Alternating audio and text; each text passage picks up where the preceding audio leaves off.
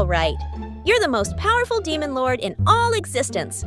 Planets tremble when you breathe. Heroes cry when they hear your name. And then, boom! HR calls you in and tells you, you've been laid off. Yes, homie. Fired. Unemployed. Demon King turned. Demon intern. This is the story of the most badass villain getting corporate canceled by the universe. And it only gets more chaotic from here. Let's dive into the absolute fever dream that is this anime, without telling you the name, cause guessing is half the fun, and retention is life. So our guy, let's call him Big Red Flag Energy, used to run the whole underworld. Like legit had skeletons as assistants, a lava jacuzzi, and probably direct beef with Jesus. But in episode 1, the dude wakes up in a tiny-ass apartment, wearing a Uniqlo hoodie, sipping instant ramen broth like it's his last lifeline. Turns out, the demon realm unionized or something, and they decided his aggressive leadership style was a liability. Like, bro, this man conquered galaxies, and now he's out here asking, do you want fries with that? Corporate America strikes again. Anyway, he gets tossed into the human world, stripped of all powers except, 5% of his original demon juice, which basically means can't blow up cities anymore, but can still heat up coffee without a microwave. Win some, lose some. Then enters sidekick number 1, a gremlin in the form of a teenage girl with 0 patience and 100% sass. She's the classic anime combo of I hate you, plus I secretly admire you, plus I'm the real protagonist. Let's call her Emo Wi-Fi, cause she's always glitching emotionally. She finds Big Red Flag passed out in the street, shirtless, jobless, and probably smelling like old Cheetos. And for reasons unexplained, she takes him in. Girl, you need better life choices. Together, they start working part-time at this sketchy convenience store, run by a guy who looks like he pays his employees in exposure. But let's ignore the labor violations, because the drama is what we're here for. Now here's where it gets spicy. Every few days, some old enemy from the demon realms pulls up like, yo, boss? We thought you died. And he's like, nah, just on a break. And then they try to fight him. But remember, he's running on that demon free trial version now. Man's out here throwing punches like a grandpa with arthritis. But plot twist. Every time he's about to lose, he unlocks like 2% more power. Just enough to barely win and keep the audience on edge like, is this the comeback arc? Spoiler, it's always the pre-comeback arc. Also, every enemy has main character energy.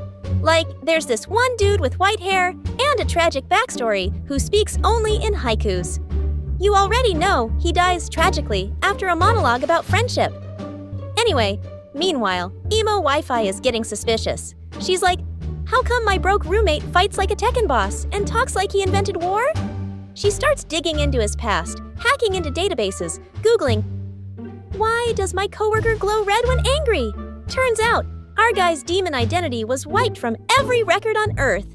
But why? Who has the power to erase a literal hell boss from the history books? We'll get there. Hold your popcorn.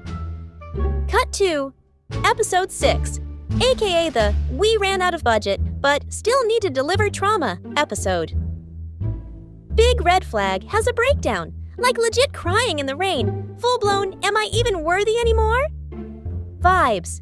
And Emo Wi-Fi, in the most Gen Z way possible, just hands him a Monster Energy drink and says, bro, same, emotional, damage.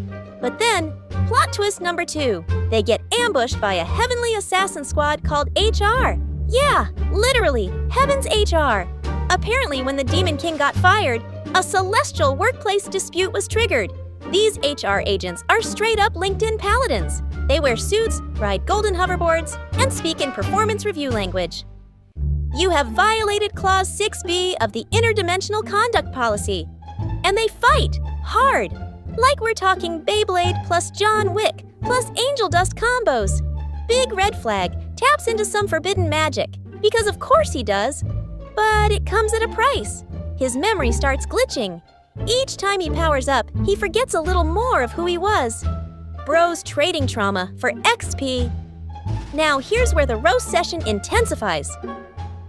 My man, once feared by gods, is now literally forgetting how to do laundry, getting roasted by a 16-year-old for not knowing how to use a microwave, and struggling to pay rent. Rock Bottom has sublevels. And emo Wi-Fi. She becomes like his emotional support raccoon, constantly saving him from his own self-destructive, I used to be someone. Monologues.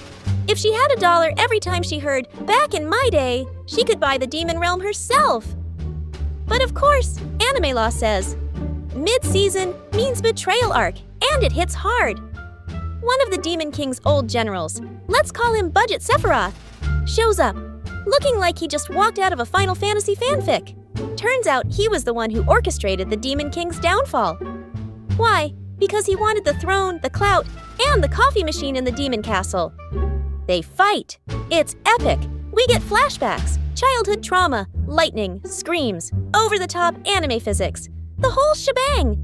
Big Red Flag wins, but barely. And now, he's left with like 10% of his memory, and it's all just vibes and trauma flashbacks. Oh, and emo Wi-Fi?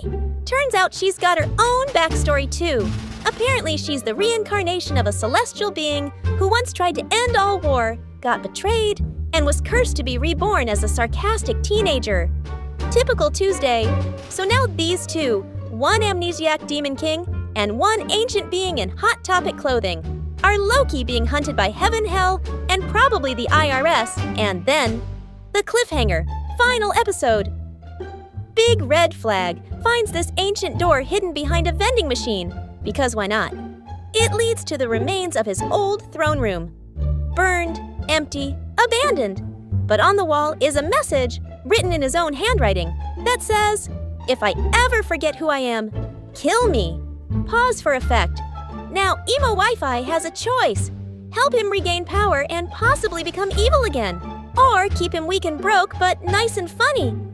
And right when you think she's gonna choose peace, black screen to be continued. Bro, what? Anyway, this show is the anime equivalent of drinking 4 energy drinks at 3 a.m. and trauma dumping into your microwave. It's hilarious. It's tragic. It's got demon battles, HR policies, spiritual PTSD, ramen, betrayal, memory loss, and a 2,000-year-old teenage girl yelling bozo every 5 minutes. If that doesn't scream add to watch list immediately, I don't know what does. And if you want to find out if our demon boy gets his memory back, reclaims his throne, or finally figures out how to make toast without blowing it up, hit that subscribe button and turn on notifications, because I'm breaking down every episode, meme style, roast style, and chaos style. Until next time, stay demonic, stay unemployed, and never trust HR with swords. Peace out.